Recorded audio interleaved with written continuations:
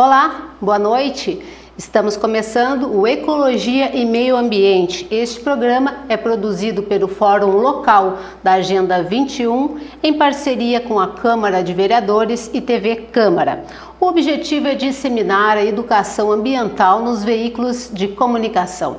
E para isso nós precisamos e queremos a sua participação. Mande a sua sugestão aqui para o programa e também para aquele que vai ao ar toda quinta-feira às 4 horas da tarde na Rádio Planalto AM. O nosso endereço eletrônico é o agenda21passofundo@gmail.com. Se você preferir, pode ligar para a gente. O telefone é o 3601 1150. Lixo, desmatamento, ocupação irregular. Estes são alguns dos problemas enfrentados no Parque Municipal Natural Pinheiro Torto, em Passo Fundo. E para discutir sobre esses problemas, nós estamos recebendo hoje o Glauco Polita, que é geógrafo da Secretaria Municipal de Meio Ambiente e chefe do Núcleo de Licenciamento e Fiscalização Ambiental da SMAN, e a Maritânia Morgan Pavan, que é química e gestora do setor de saneamento ambiental da UPF. Obrigada pela presença de vocês. O Pinheiro Torto é uma unidade de conservação. Eu gostaria de começar contigo, Glauco, explicando para o nosso telespectador qual é a importância de se preservar esse espaço. Muito bem, boa noite a todos. É um prazer estar de volta aqui. A gente já participa há um tempo do programa. Muito importante a gente estar aqui, poder conversar e interagir com a comunidade. Realmente, nós temos essa oportunidade hoje, né, de termos uma área protegida por lei, uma área com uma relevância ecológica de expressão muito significativa na questão de biodiversidade. As unidades de conservação é uma das formas de proteção integral, né, a proteção da natureza. No caso, os parques naturais, como o do Pinheiro Torto, é uma unidade de proteção integral, ou seja, ela tem que ser protegida na sua integralidade, porém, pode-se fazer o uso dessa área, não é? Passo Fundo, como outras cidades da nossa região, norte do estado, do Rio Grande do Sul, tem um histórico muito interessante, né, na questão econômica dos fatores de produção, onde permitiram, em função do relevo, né, a mecanização dessas áreas, que se transformaram e se converteram em agricultura muito rápido. Se a gente pensar que nós tivemos um avanço muito grande da agricultura da década de 70 para cá, a gente conseguiu transformar completamente essa paisagem. E esses remanescentes florestais, o qual a gente chama de fragmentos, não é, de floresta, estão fragmentados nessa paisagem que ela também é fragmentada. A gente tem uns recortes de floresta, poucas. Nós temos muitas matas de galeria, que a gente chama, que são as matas ciliares, onde conseguimos salvar, vamos dizer assim, né, numa vinda de uma evolução do Código Florestal Brasileiro, que determinava as situações de regramento sobre as propriedades, no meio urbano também. E sobraram esses remanescentes florestais, alguns fragmentos, né, bem esparsos. O nosso território ele está inserido no bioma Mata Atlântica, não é? Muitos dos telespectadores, muitos da população, não digo só de Passo Fundo, mas da região, desconhecem essa informação e pensam do recorte que se faz do bioma Mata Atlântica somente no litoral. Sim. E na verdade nós temos aqui a gente chama de um ecossistema associado à Mata Atlântica, que é a floresta umbrófila mista, onde se destaca, acho que é a maior expressão florestal que a gente tem e que foi a mola propulsora da economia, principalmente dessa região, Santa Catarina, Paraná, que é o pinheiro brasileiro, a araucária, né, nosso pinheiro do Rio Grande do Sul, que perdemos às vezes até essa titularidade por Paraná, para Santa Catarina, que tiveram muito mais, vamos dizer assim, algumas outras dificuldades em questão do fator natural da exploração, mas também exploraram bastante a floresta, mas sobraram mais remanescentes lá do que aqui. E essa floresta umbrófila mista, onde a araucária se destaca, nós ficamos então com esses fragmentos dentro de propriedades privadas e ao longo do tempo a gente conseguiu alguns regramentos.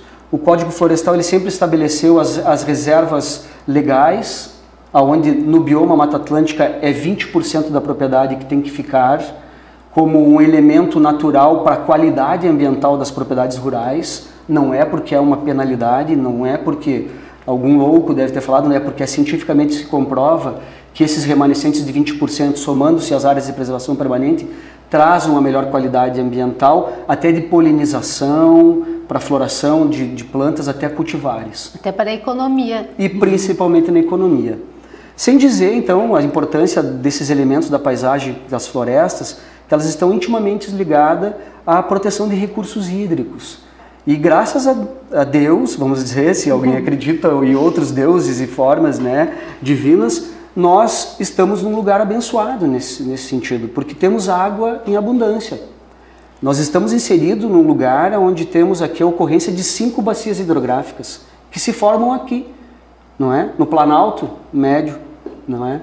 E esses rios se formam rios caudalosos, né? O Passo Fundo, que contribui para o Uruguai, bacia do Uruguai, o Jacuí, que forma o complexo do Guaíba e pega o estuário da Lagoa dos Patos, né? Então a gente tem aqui uma responsabilidade de proteção de recurso hídrico enorme. E os fragmentos florestais, eles estão intimamente ligados à proteção de nascentes, de corpos hídricos. E fazendo já uma análise sobre a importância disso, a gente pode então compreender que se as cabeceiras dos rios estão aqui, logo abaixo a gente tem captações hídricas do Arroio Miranda e do próprio Passo Fundo, aonde levam águas para o consumo direto da comunidade de Passo Fundo. E sem dizer que essas águas vão passar por outros tantos municípios e vão contribuir lá. Não temos mais dúvidas, né, da importância de preservação desse espaço. E quais são os problemas que ele enfrenta hoje, Maritânia? Na verdade, assim, ó, as questões ambientais, o maior problema é a interferência indesejável, né? O que nós precisamos é ter um monitoramento, né, para fins de preservação da nossa fauna, da flora, dos recursos hídricos e o envolvimento das pessoas que queiram, né, e sentem a vontade de preservar o nosso ambiente. Se nós tivermos um ambiente bem equilibrado, vão diminuir doenças, né? Teremos um ar mais purificado, teremos preservações da nossa fauna, né? E da nossa flora. Nós teremos assim uma qualidade de vida muito melhor. E esse envolvimento ele depende do quê? Depende da ação das pessoas. Então, se referindo a algumas áreas, no caso, hoje a gente vai falar um pouquinho sobre a questão da área do Pinheiro Torto, é uma área, né? É uma área assim que a gente precisa de uma atenção especial, uma atenção de fortalecimento da sua área, da sua fauna, da sua flora e um plano de conservação, né? E a Universidade de Passo Fundo está envolvida na questão da criação desse plano, né?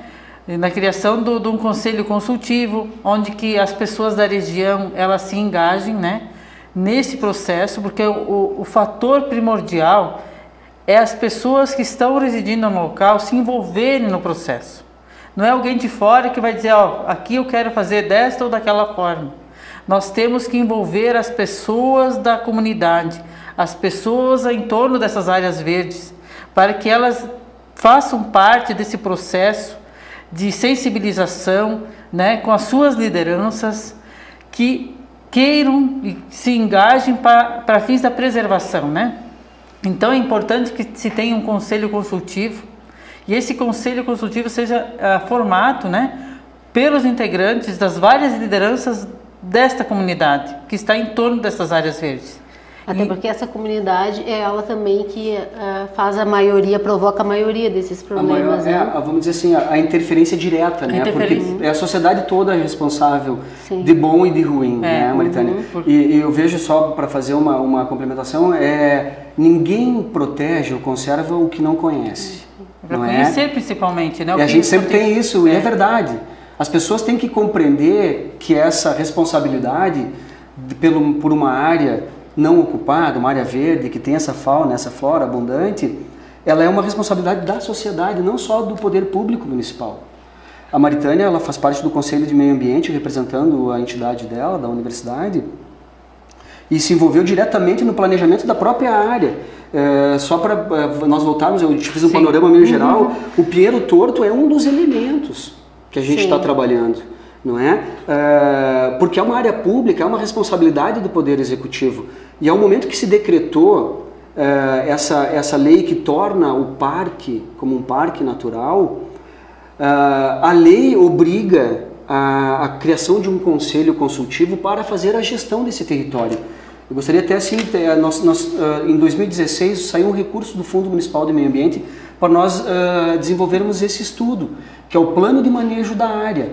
Esse é um plano de gerenciamento da área. Tudo que nós fizermos daqui para frente relativo ao Parque do Pinheiro Torto, que é patrimônio público municipal, mas é patrimônio da sociedade de Passo Fundo, e tem uma importância enorme por aquilo que eu falei do anterior, com a região, então também é um patrimônio regional, em fazer com que isso aconteça. E que todos os instrumentos de controle e de gestão que estão nesse material, não é, norteiem as nossas ações futuras, não é?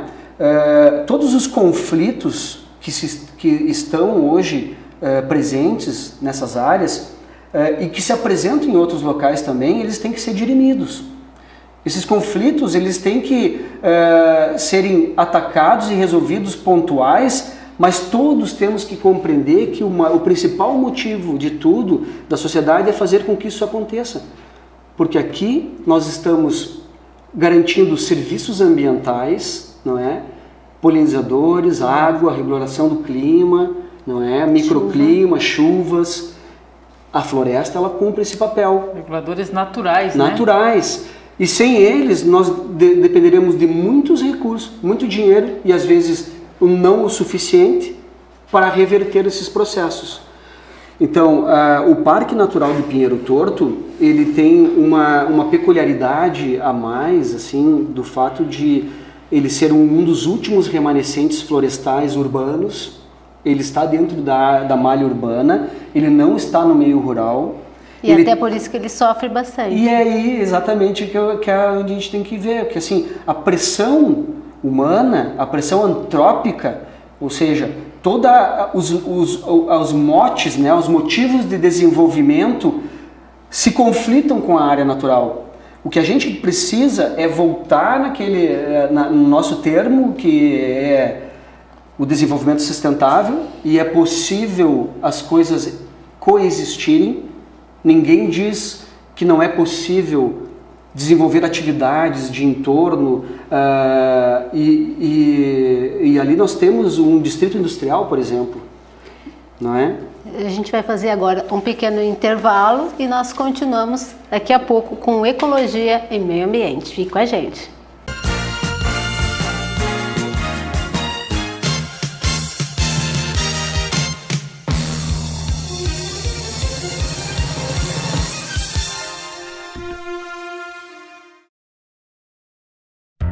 A Câmara de Vereadores está com você. Está com a Verônica na consulta médica. Vai junto com o Cauã para a escola. Acompanhe o seu Arcério e a Dona Conceição durante o lazer. É pelo seu bem-estar que a Câmara trabalha. E é com a sua presença que vamos fazer mais pela nossa cidade. Vem participar, vem transformar, vem acontecer. Câmara de Vereadores de Passo Fundo. Transformando a vida de todos nós.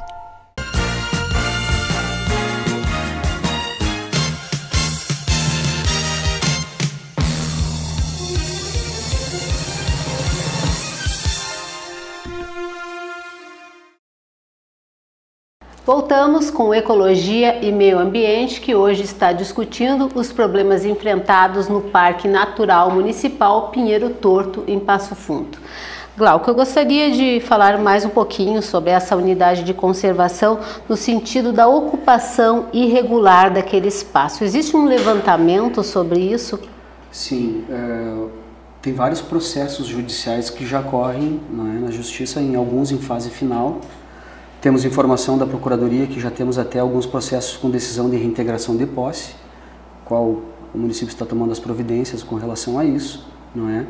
É um conflito, né, já instaurado no local, isso já corre de um bom tempo, nós temos uma ocupação, digamos assim, que é uma discussão de posse de uma área maior, o qual até tem cultivos agrícolas na área, uma pequena propriedade, vamos dizer assim, instaurada dentro do parque, dentro dos limites do Parque do Pinheiro Torto, com uma interferência grande ambiental. E nós temos depois 2 ou 3 sequências de ocupações irregulares na área. Nós temos aproximadamente hoje de 10 a 15 famílias dentro dos limites do parque, dessa segunda leva de ocupação, e temos uma ocupação irregular no recorte fora da área, algumas interferindo em área de preservação permanente, em torno de nascentes e banhado, mas fora do parque, e dentro do distrito logístico que tem ali na divisa do parque. O que a gente tem que deixar claro para a sociedade é que ocupações irregulares todas são, porém, aquelas dentro da área definida como Parque Natural Municipal do Pinheiro Torto não são ocupações, são invasões. E invasões não há regularização que possa. Tem que ser definida a retirada e readequação, realocação das famílias num local digno, adequado, não é? Com infraestrutura urbana, o qual todo cidadão merece. E é isso que o município planeja em executar. Pois é, eu ia te perguntar em que ponto está esse planejamento. Tem planejamento junto à Secretaria de Habitação, não é? É um conjunto de ações e várias secretarias envolvidas. O meio ambiente é uma delas, não é? Nós temos a Secretaria de Habitação, tem patrimônio, não é? Tem planejamento envolvido, tem obras, enfim. A gente, através da Secretaria de Habitação mesmo, que promove a regularização fundiária, esses projetos estão sendo desenvolvidos.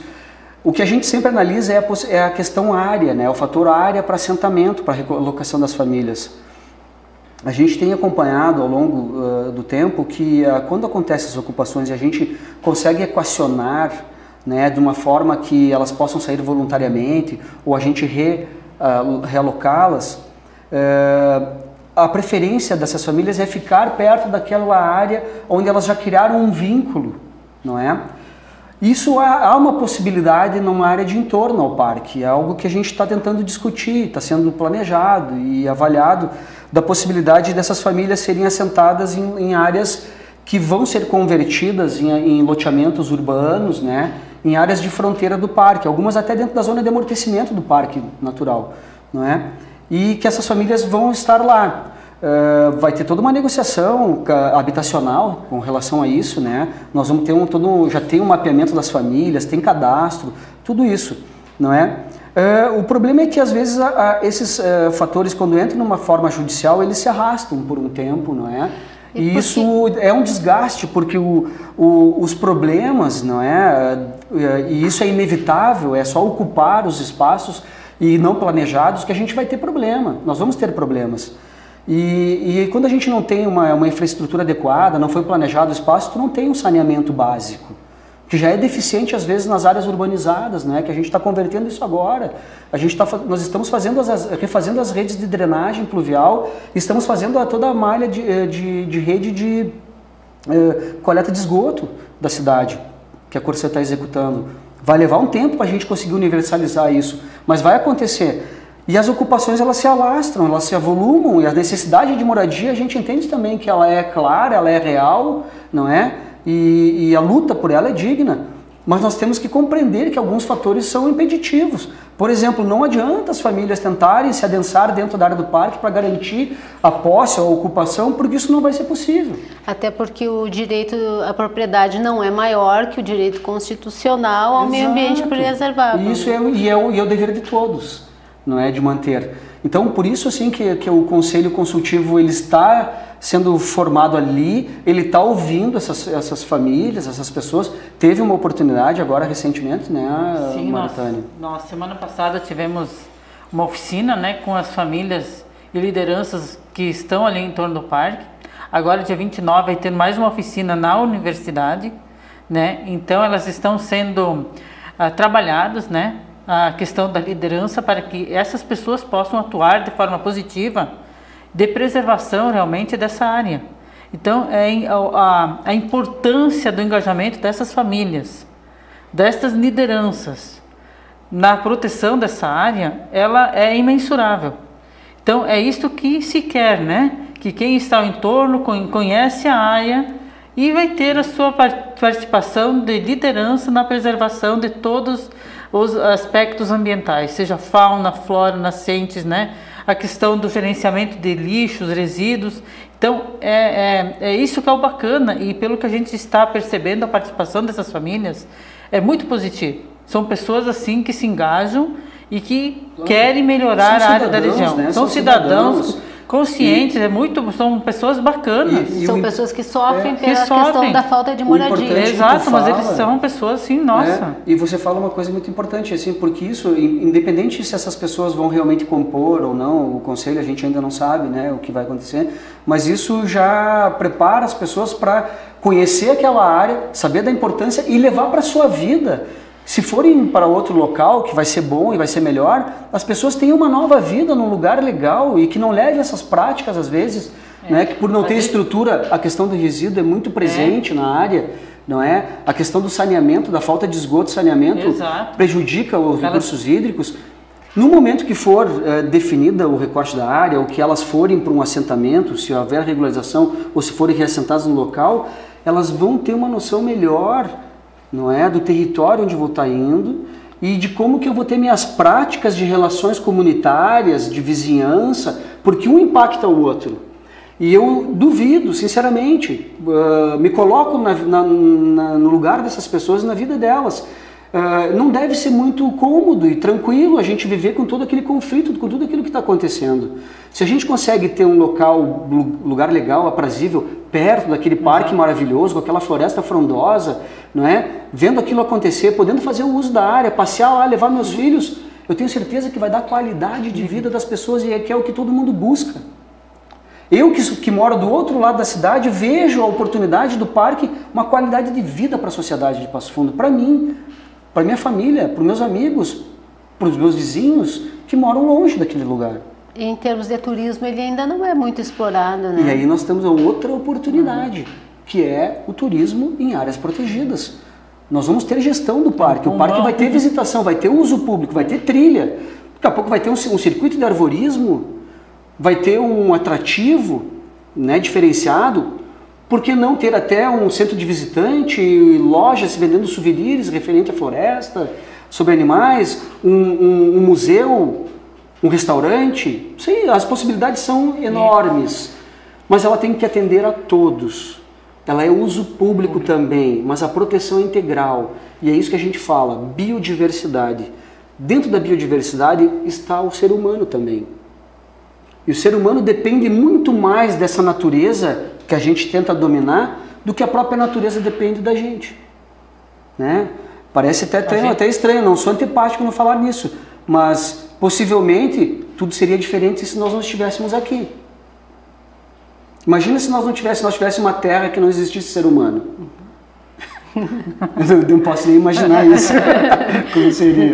Bem perto do paraíso. Mas é algo que não aconteceria. Mas então, assim, agora tem todo esse trabalho para a retirada dessas famílias, mas o que fazer para que novas invasões não aconteçam? Eu acho assim, que primeiro, resolvendo a questão fundiária, nós vamos avançar com o plano de manejo, que é o instrumento que vai nos dar o regramento. Nós temos como fazer o gerenciamento da área. E é isso, quando a gente tem a gestão do território, quando você ocupa ele ordenadamente e você tem o controle dele, os fatores negativos não acontecem porque a gente ataca. Se nós tivermos um núcleo administrativo lá, se nós tivermos uma unidade sendo gerenciada com visitação, com compreensão da sociedade, com a visitação das escolas, das empresas que tem no entorno, temos o distrito industrial que pode adotar aquela área e ainda levar isso como marketing verde para seu empreendimento. Aí nós vamos estar falando de outras oportunidades. E nesse caso, desta área, muitas pessoas do nosso município de Passo Fundo não conhecem que existe, nem sabem que existe essa área. E como é que nós vamos proteger algo que a gente não conhece? Então é importante até o programa desse momento, para que as pessoas de Passo Fundo saibam desta área verde. Temos um pulmão na área urbana. Nos ajude a defender. Né? Então, hoje em dia nós temos carência de áreas verdes no sentido da qualidade de vida. A gente sempre se beneficia. Né? Exato. Onde tem área verde, todo ser humano quer estar mais próximo. E no caso da cidade de Passo Fundo, por questões de conhecer e preservar. É um pulmão na área urbana. Um exemplo disso, a Secretaria de Meio Ambiente, uma das maiores demandas que nós temos é a questão da arborização urbana. Chega um momento do ano que o pessoal começa a cair folha, vira um problema e tal, e todo mundo quer tirar a árvore. Quando chega o verão, que daí é um fervo a cidade, né? O asfalto chega, né? Parece que a gente tá num deserto assim. Todo mundo corre para tentar a primeira sombra de uma arvorezinha que tem aquele galhozinho para botar embaixo. É disputado a tapa uma vaga de carro, não é, gente? A gente tem que pensar sobre isso. Se é só a sombra, se nós tivermos os fragmentos, nós vamos ter esse microclima, não é? E basta ver assim, vamos passar numa rua do Bosque Lucas Araújo, que é a nossa floresta urbanizada, e nós estamos no verão, andando numa área adjacente ali da Lucas Araújo, por exemplo, e vamos andar numa rua dentro do bosque. Pode desligar o teu ar-condicionado e abre os vidros, além de tu respirar melhor, vai sentir o frescor da floresta entrando. E esse frescor da floresta, ele influencia diretamente nas áreas periféricas do fragmento. E a gente chama que essas áreas periféricas, principalmente sendo da cidade, ilhas de calor que se formam. Os fragmentos florestais fazem essa regulagem térmica. E a gente não presta atenção nisso. E a gente percebe, né, falando um pouco da área urbana, que é onde está a UPF inserida, que a área verde é bem considerável. Quantas famílias no final de semana não estão indo? Usando como um parque. Usando como um parque. Exato. Porque será que se não tivesse toda essa área verde, as pessoas iriam lá com as suas famílias, passar a tarde, passar o domingo? É isso que se quer, né? E na proteção, não vão degradar, estão protegendo, estão usufruindo e sair um pouco em contato com a natureza. Porque quem mora em um apartamento não tem esse contato que nós temos direto todo dia. Então, veja bem, aumenta um pouco a qualidade de vida das pessoas também. Estamos carentes cada vez mais, né? E a gente precisa desses ambientes. Apesar né? de, assim, a gente conseguiu fazer, essa administração, a gente teve uma oportunidade grande de fazer uma revitalização dos espaços públicos, né? Sim. E hoje a gente vê, mesmo como a Maritânia fala, a UPF sempre foi um local que atraía as pessoas lá, e hoje a gente conseguiu já dar uma capilaridade maior, né? Nós temos a Gare, tem o Parque Linear Sétimo Céu, não é? O Banhado da Vergueiro, onde tem a Secretaria de Meio Ambiente, né? Espaços públicos que hoje a gente vê as pessoas se apropriando dele, cuidando, né? Que é o que a gente quer, carência, o que a gente quer com o Pinheiro Torto, é o que a gente quer com Arlindo Haas, que vai ser um parque urbano futuro lá no Distrito Industrial da Invernadinha, perto do Parque Linear do Sétimo Céu, que vai levar as pessoas até o Parque Urbano Arlindo Haas. Mas eu gostaria até de fazer aqui um relato, uma informação, que a gente tem um grupo de trabalho formado no Conselho de Meio Ambiente, o qual a gente está fazendo o plano de trabalho para o Plano Municipal de Mata Atlântica. Além do Pinheiro Torto e Arlindo Haas, que já tem instrumentos de gestão, e a gente sabe o que é, nós estamos mapeando outras áreas, outros fragmentos florestais que circundam a cidade e formam quase que um cinturão verde. Nós já identificamos mais de 33, 34 fragmentos florestais acima de 5 hectares que formam um cinturão verde da cidade.